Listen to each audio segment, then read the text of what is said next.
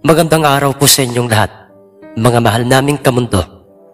Pakinggan po natin ngayon ang pagpapatuloy at huling bahagi ng ating kwentong ating pinamagatang, ang Albularyong Sakim, Albularyo, laban sa ermitanyo.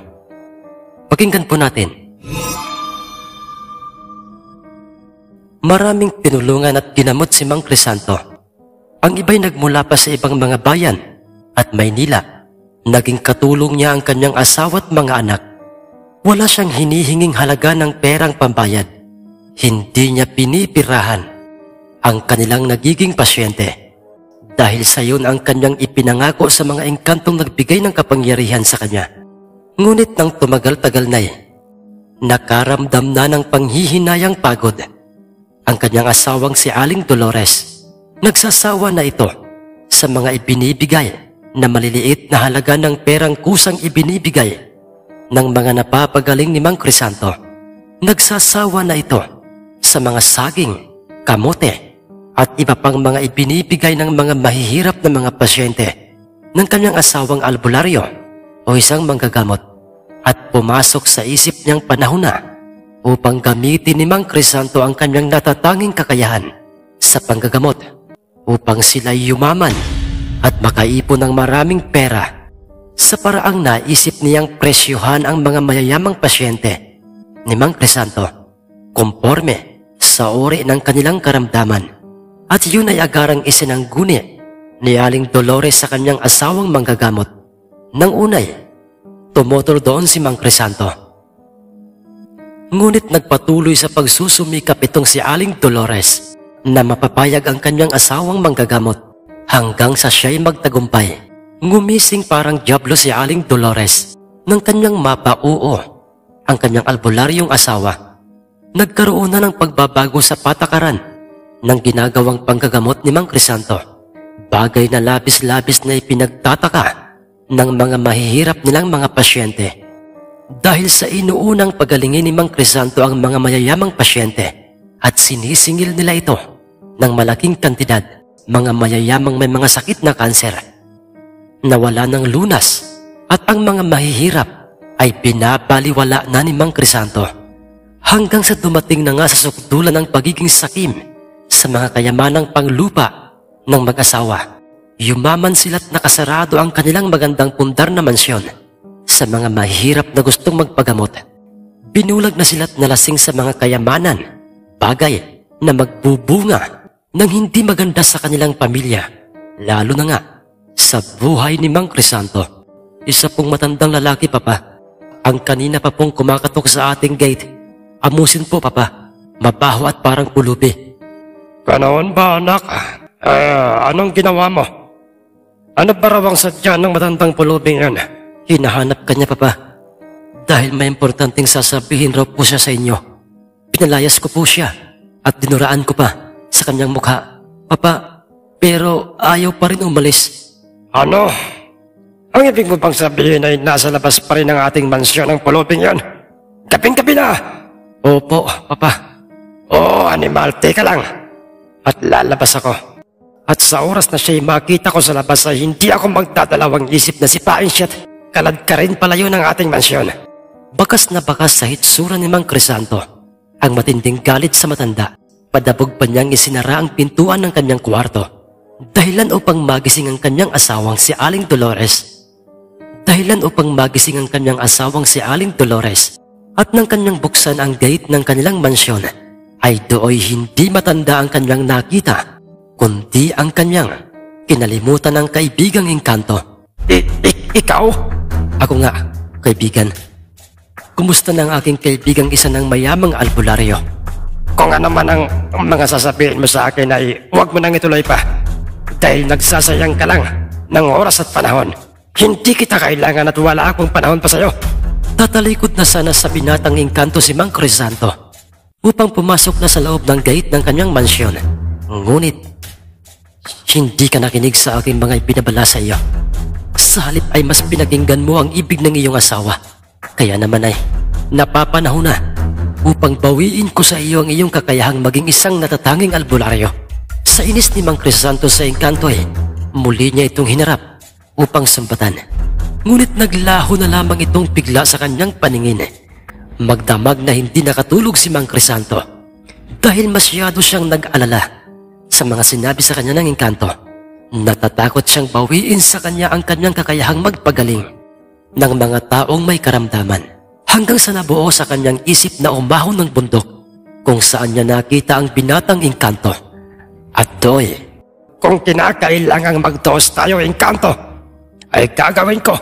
Huwag ka lang magtagumpay na bawiin sa akin ang mga kakayahang ibinigay mo. Hindi ka naman siguro bata para bawiin pa ang laruang matagal mo nang ibinigay sa akin. Ang sabi ni Mang Crisanto sa kanyang sarili. At nang siya'y makarating na nga sa bundok, ay hindi ang binatang engkanto ang kanyang nakita roon, kundi ang Noy. Matagal nang usap-usap ang ermitanyo na nagpapakita sa kanilang bundok. Ang bubungad sa kanya,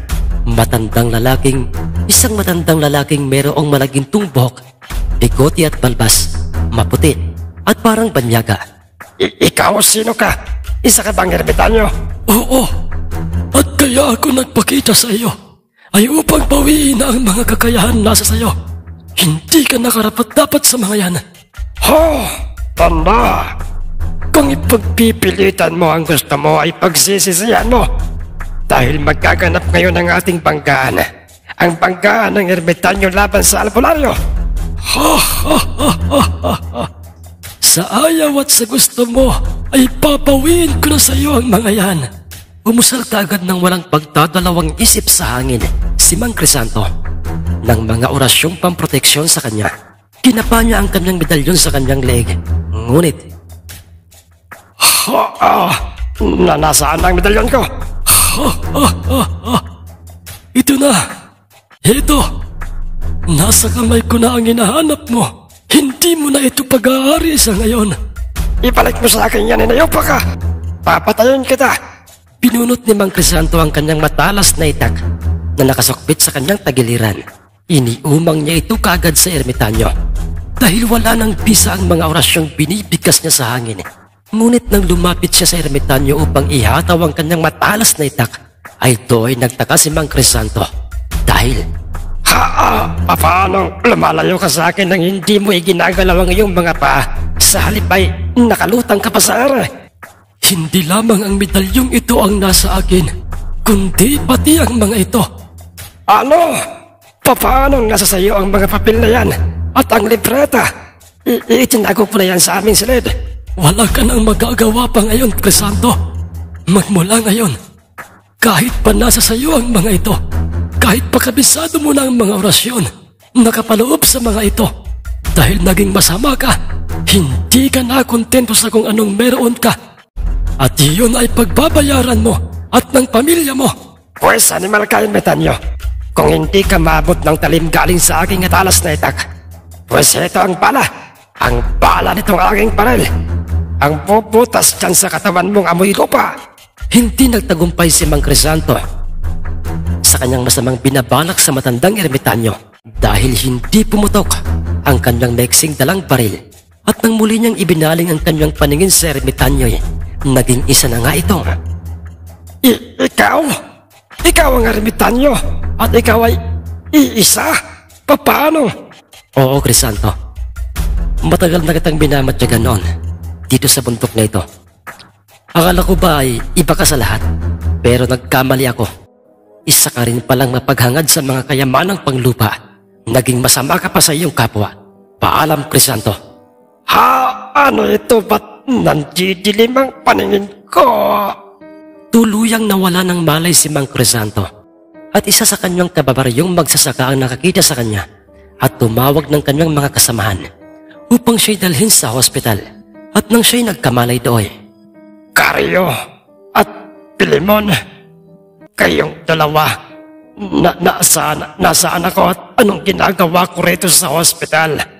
Nakita ka naming walang malay sa inyong bundok, Mang Crisanto. Kaya naman ay tinawag ko si Pilemon upang tulungan niya akong madala ka rito sa ospital. Dahil Mang Crisanto, huwag ka po sanang mabibigla sa mga sasabihin ko. Ang pamilya niyo po, ang asawa at mga anak niyo ay patay na po. Ano?